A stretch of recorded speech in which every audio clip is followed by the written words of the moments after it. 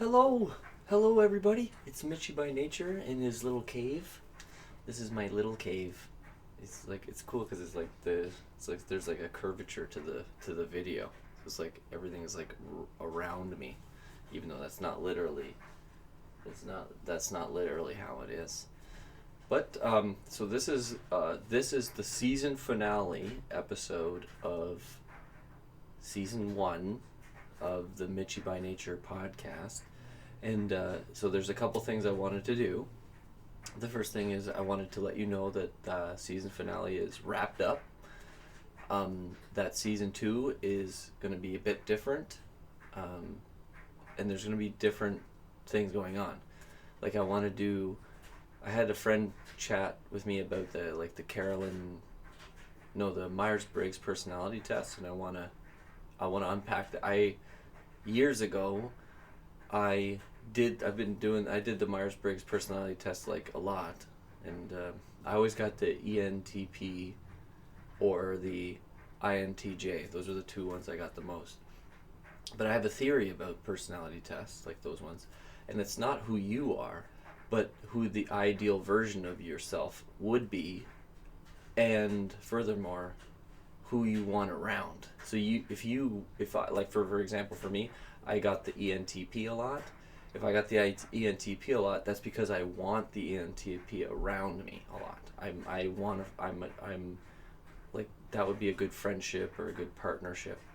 So whoever you get in the test is actually the person you want to spend time with. Another way of saying that is that whatever personality type you get in the test, that's the your ideal version of yourself. That's the person that you want to become.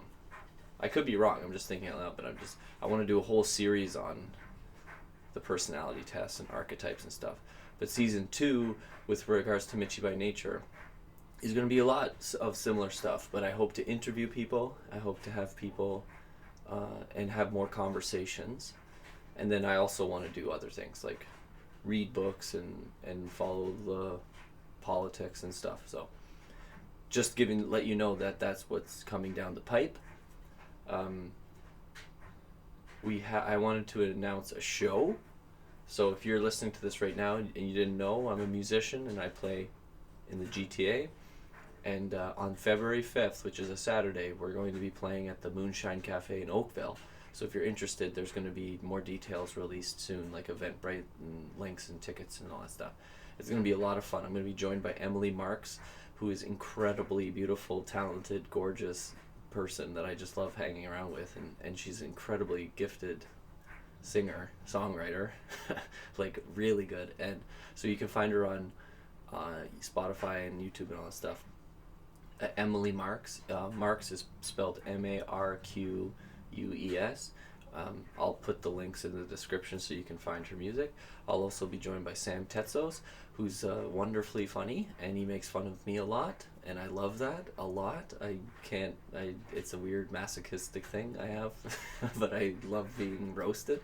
And he's gonna come and open the show and do some comedy, and he's a king of comedy in Toronto. I love having Sam around. And finally, we have Dean. So Dean was in a terrible car accident, and he became a quadriplegic. And through nothing short of miraculous amounts of willpower, he's got himself back to walking. And now he's a public speaker, and he talks about choices and their consequences, and how to take advantage of the moment and to be open-minded and count your blessings and stuff. It's amazing. He's just an amazing soul, and he's going to come and he's going to do a talk before the show, and I can't wait to hear that. So that's on Saturday, February 5th. And just so you know, my birthday and Emily's birthday are awfully close to the 5th. So if you want to give us a birthday present, show up and have a birthday party with me and Emily. Okay, so that's it. So then this is the season one finale, and there's nothing special except what I'm going to reflect on is what it was like to do season one, which was, I can't believe I can't believe I made that many episodes. I think there was 56 in total, in different lengths. Some were 40 minutes, some were 15 minutes. It all started on Instagram Live making videos and then extracting the audio and putting the audio on the podcast. And apparently it's been well received. People enjoy it. I got a bunch of people saying, I'm taking notes. Like, I look forward to your podcast and I listen to it and I feel like I learn something every time, and I'm taking notes is like, I'm thinking like, oh my God, like, do you know that I'm like not a qualified expert? Like, I went to university for philosophy, but I didn't graduate.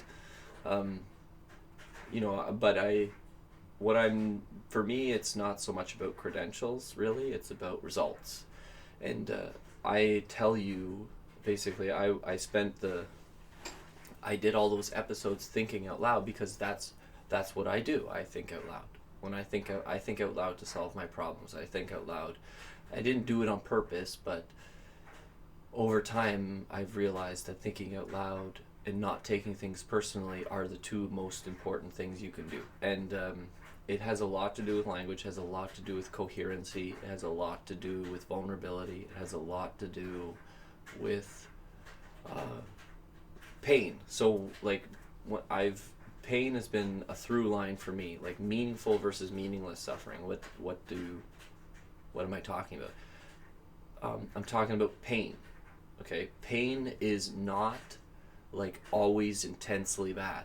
Okay, pain is a word that has it's a very wide umbrella. So for me, pain refers to an experience that I would otherwise not want to have. Okay, it's discomfortable. It makes me uncomfortable. I don't want to feel this way. That's an example of pain. Okay, like when you stub your toe, it doesn't hurt because it hurts. It hurts because you don't want it, right? And you'd probably be like, come on, give me a break. That's stupid. And I'll be like, well, yes, but...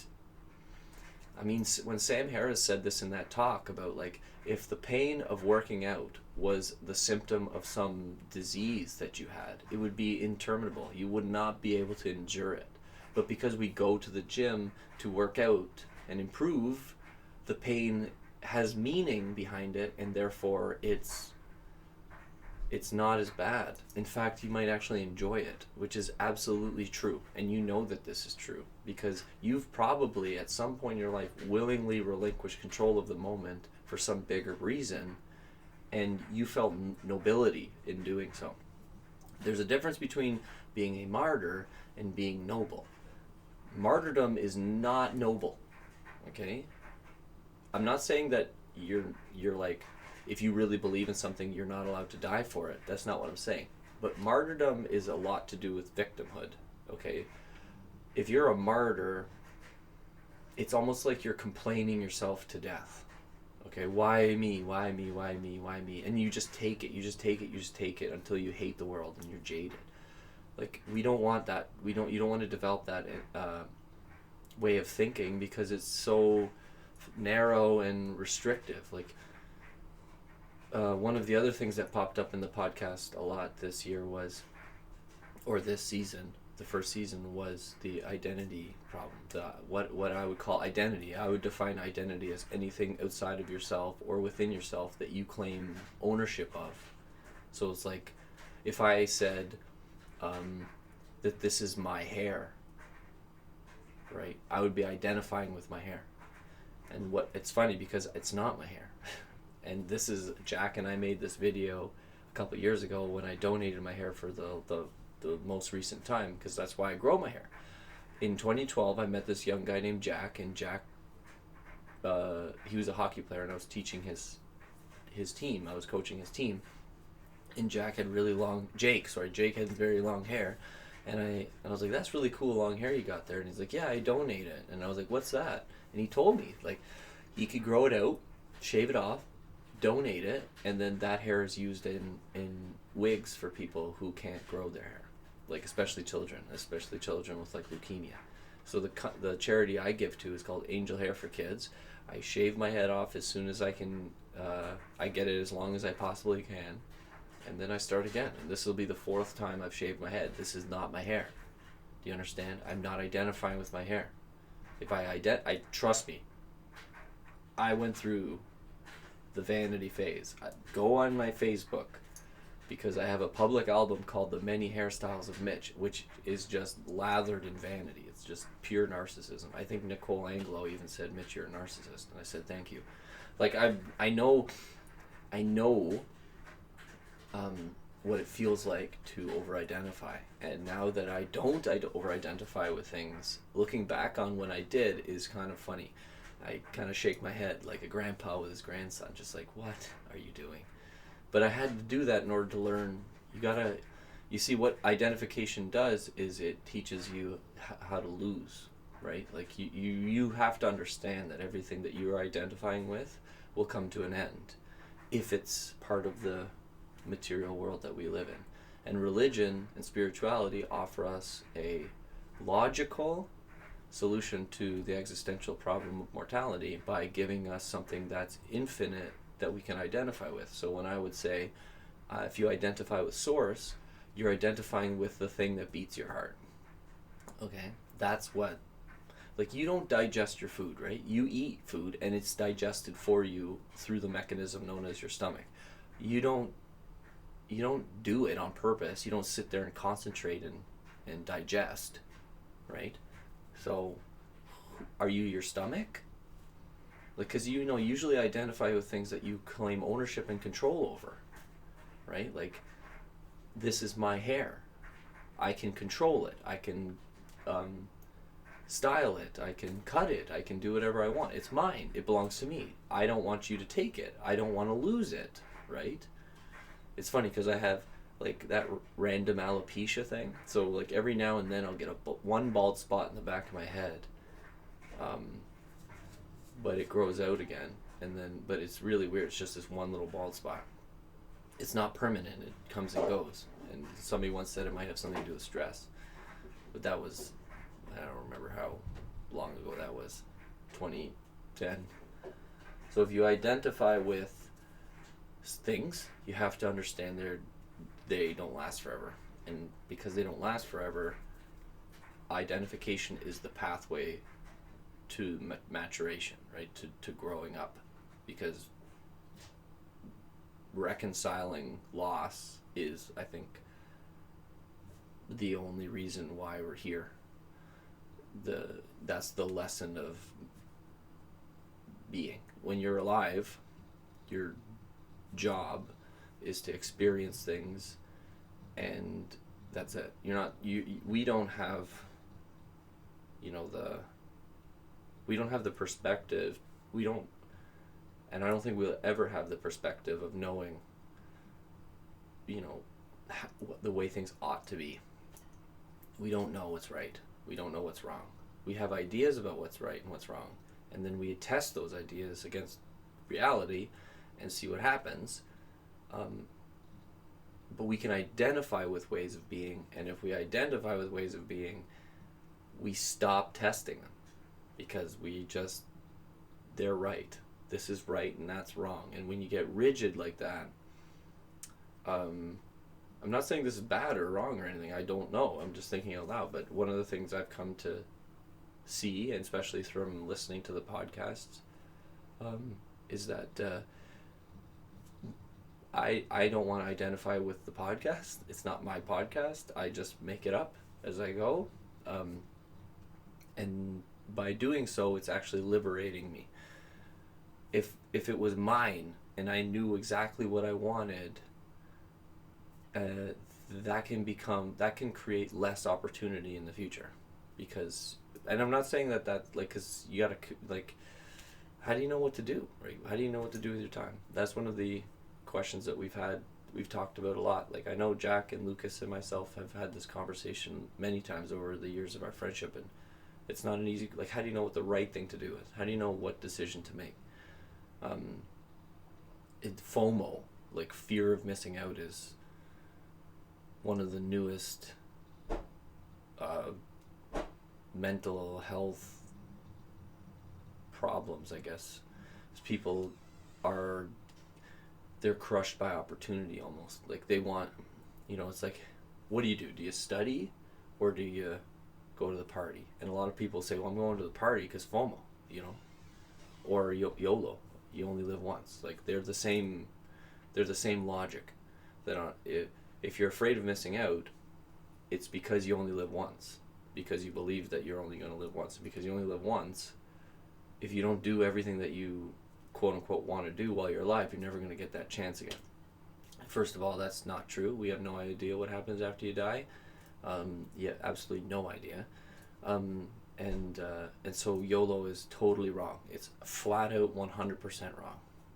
Like it actually serves. It serves to undermine your future. It's a really destructive philosophy. You only live once. Mostly because it's totally false.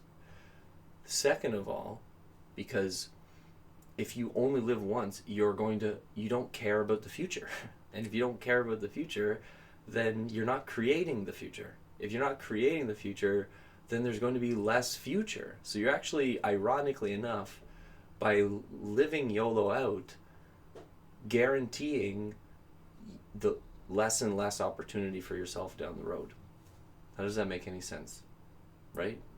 So like the fear of missing out makes you miss out on a lot.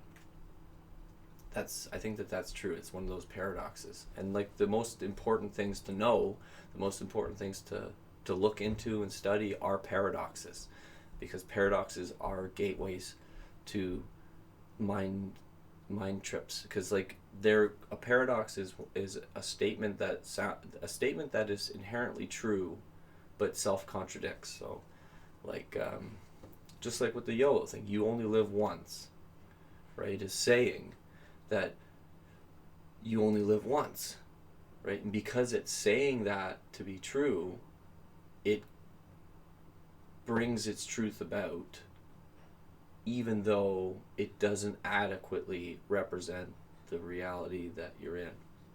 It's sort of like when you write your name. If you try this, like you get a pencil and some paper and just write your name out as many times as you possibly can.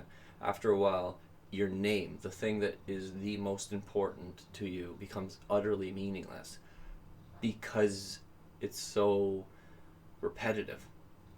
Does that make sense? And people who live YOLO out are repeating a cycle of, well, you only live once. Well, you only live once. You only live once.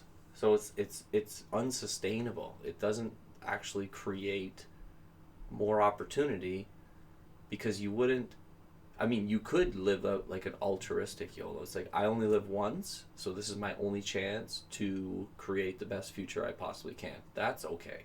But if you're only living once is the reason behind, repeating addictive patterns of behavior, that's catastrophically bad. Not just for you, but for anyone who you know and everyone who you don't. Because one of the things I've noticed doing the podcast is that these observations about culture, like what is culture, right? What is community? How many people, I have to rub my face to get ready for this. This is absolutely mind-blowing if you think about it. But how many people that you'll never meet because they're dead, the decisions they made affect you now? You know what I mean? Like, it's insane if you start to think about that or go down that rabbit hole. Because it's pure imagination, but it's not the same as speculative imagination. When you go back in time with your imagination and you think about the past occurred. It absolutely occurred because you're here now. You could not be here if it wasn't for the past. And it's as simple as, did you wake up this morning? Because if you woke up this morning, you have a past, a relative past, right? You cannot even remember everything that happened since when you woke up. How could you possibly remember past lives and things into the past, right? You have to really sit with it, right? I can remember more now than I ever could. I think because I'm being in the moment a lot more, and being in the moment is how you retain information. But all of the things that have occurred in the past, they all are interconnected, and they've brought the future here. They brought the moment here, and now we're here. And what you do now affects the future. That seems to be fundamentally true. And by the future, I mean the reality that doesn't exist yet, but is impending. Like you can, and it doesn't mean you get the future that you imagine, but rather the future becomes, and are you there with it while it becomes? Because if you aren't becoming reality, then you're going to have an identity crisis. If you aren't becoming reality, if you aren't becoming real, if you aren't here now, you don't know who you are, you don't know where you're going, and you don't know why you're going there. So no wonder you don't feel good, right? And this is not a top-down organization thing. Like, so that's an example of like claiming a label and then identifying with the label. So I went to school to be a doctor, say. Doctor is outside of us. Doctor is a external label that is given to people that meet certain qualifications. And then whether or not they practice them, it doesn't matter. You get a doctorate, you become a doctor, right? You can get a doctor in philosophy, you can get a doctorate in medicine. That just means that you're a quote-unquote expert in it. Literally, that means that you've moved the yardstick of that discipline farther down the road, so to speak. So you know, if you become an expert in linguistics, you have to publish a dissertation.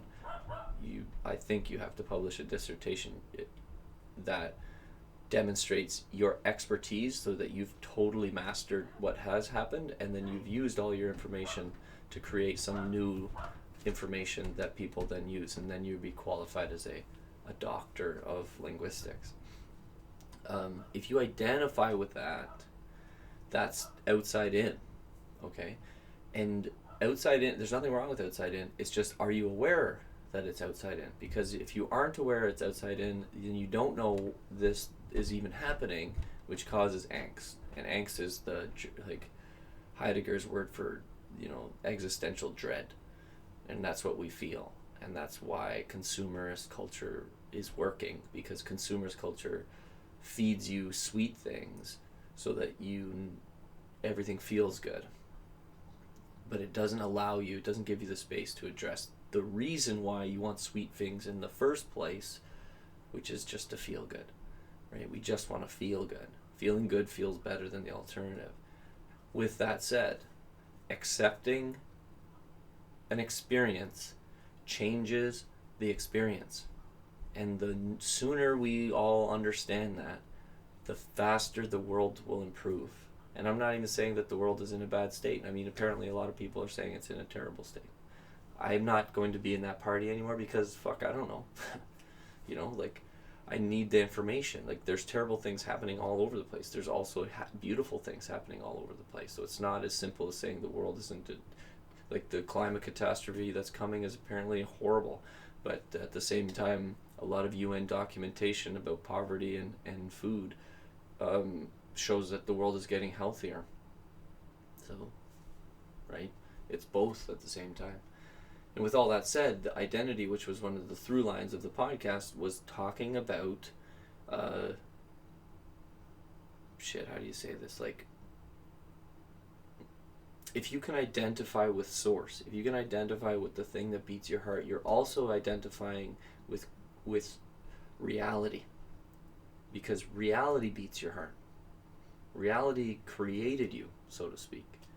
You know, like your mother and your father coming together to create you was an act of reality, right? Like, it really happened. If it didn't really happen, you wouldn't be here. You're the proof that something really happened, right? And I think that we are the proof that things really happen.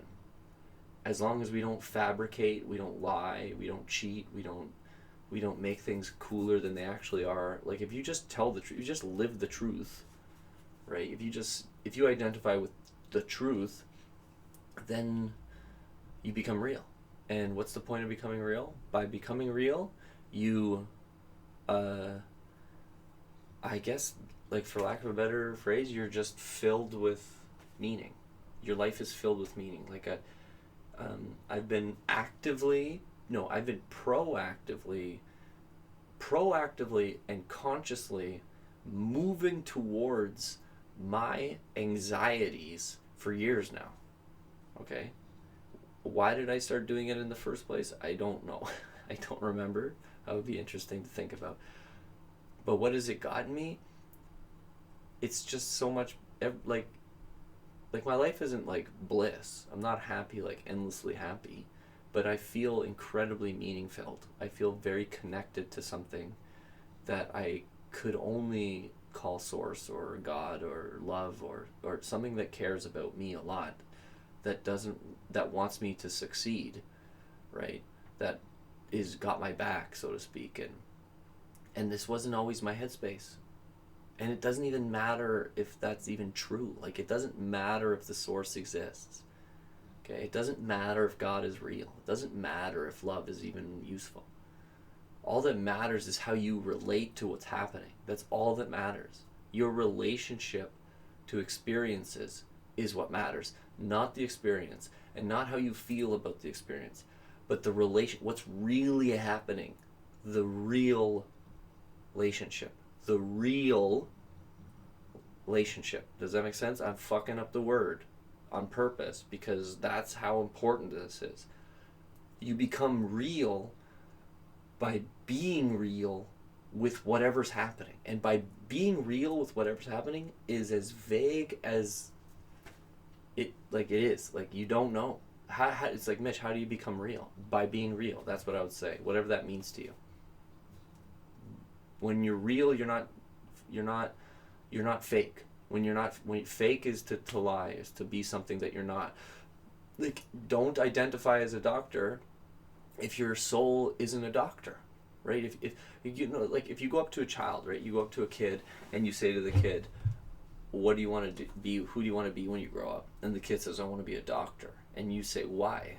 They're probably not going to say, "Oh, because they make 6 figures a year, and that's going to be awesome." They say, "Because I like helping people," or "I want to help people," or maybe they're more scientific and say, "Like, I just like biology and I like to study the body," or whatever. Like, that's intrinsic. So that means that the child is emoting those things. It's bringing something that's internal and invisible, i.e. their inner aspect, out into the world. And children do that all the time. Children also lie, cheat, and steal all the time. But children, like, if they're in a happy space, you know, they're not really that self-conscious, right? They don't really, not until they're teenagers, do they think about, you know, how they're being observed. They just freely, their vulnerability is wide open, and they share their thoughts with, like, in my experiences with children.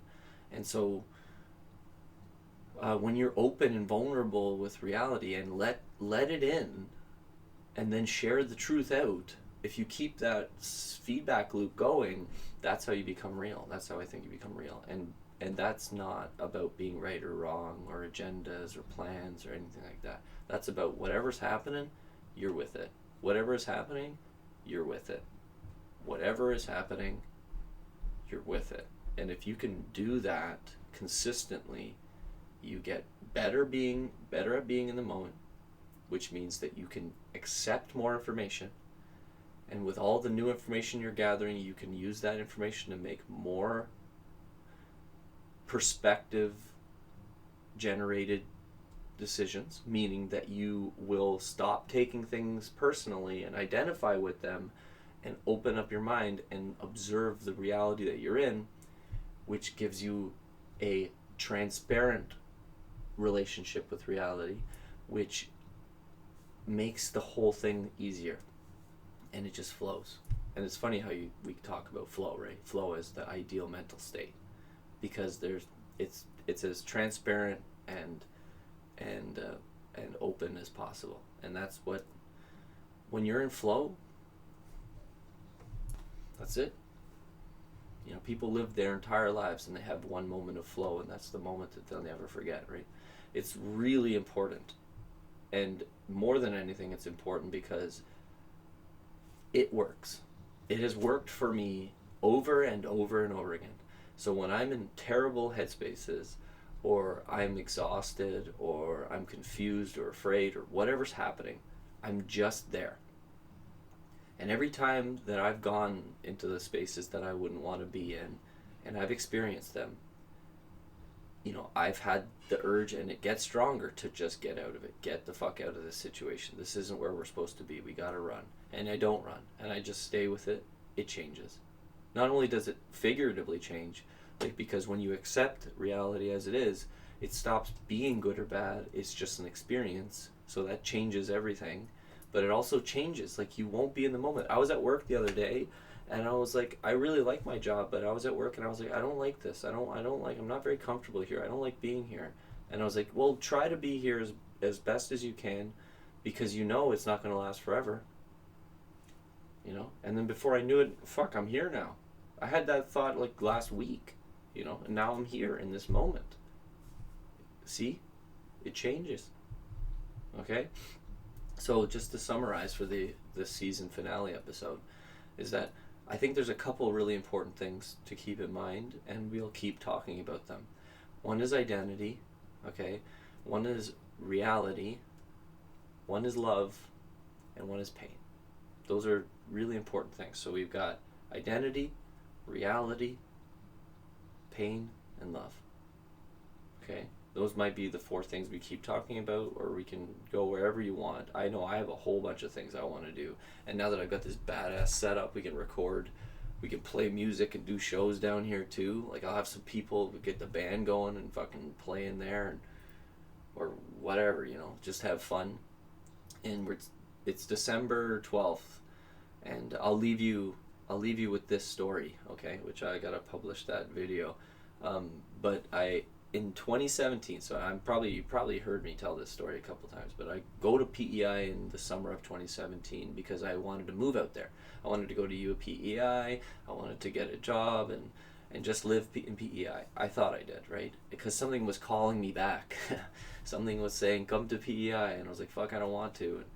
And then I remember being across the street at my neighbor's house in the basement the day before I left, and my friend was saying, what the hell are you doing? Why are you going to PEI? And I was like, I don't know, but I feel like I gotta go. And I went, and now I'm here.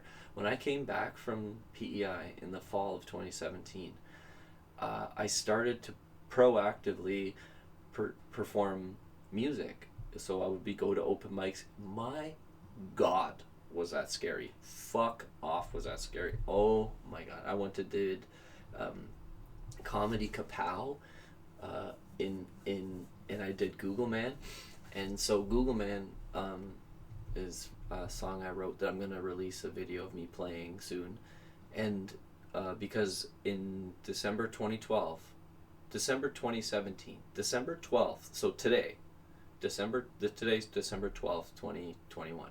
On December 12th, 2017, I shared my first YouTube video, which was called Google Man, which I played Google Man in this basement. And I watched that video and I just smiled because the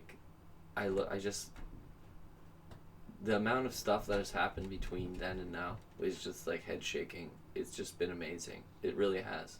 To actually consciously and willingly suffer for something that I believe in, which is my self-development. So I'm always been consciously and willingly suffering for my potential. I want to keep growing. It's important to me. Mostly because I'm curious. What can I actually achieve if I keep doing what I'm told to do, so to speak, or asked to do? Because I could be comfortable. I have a good job. I can just calm down and be comfortable, right? Maybe that's what I end up doing, but I want to keep doing things as long as I feel inspired to do them. If something bugs you and it won't leave you alone, which is what I realized that summer in 2017, and that even earlier, years before that. If something bugs you, it scares you, but it won't leave you alone, you have to address it. You have to turn and face it. And I was so fucking scared of releasing that Google Man video when I remember it vividly. And then nothing bad happened, but it's just this relationship we have with our future. because I knew at the time that this was something I wanted to try, I wanted to explore, and the only reason I wasn't was because I was too afraid. So I had to come to terms with that, and I had to allow myself to be afraid, and to do it anyways, and I did. And now I'm here. And doing videos is not difficult at all. I'm doing one right now. I don't feel resistance when it comes to making and performing music in public. I don't feel resistance to podcasting and stuff like that, even though at certain points I did. And it's really important, this is why I want to share it with you, is because I'm not a finished product. We look out in the world, especially in the West, and we see products like Justin Timberlake or Justin Bieber or the NHL hockey players or the politicians who are in power or Jeff Bezos. We look out into the world and we see finished products, and we do not see the trajectory that those finished products took to get to where they are and where they're headed. We only ever see points. And that's false. That is a false reality. You're living in an illusion. You are creation creating itself. You are change changing itself. You are chaos organizing order, and order organizing chaos. You never stop growing and changing. You never stop thinking and acting. You never stop. Because you aren't a thing that's static point. You are everything. You are everything in motion. You are the world around you. You are your heartbeat.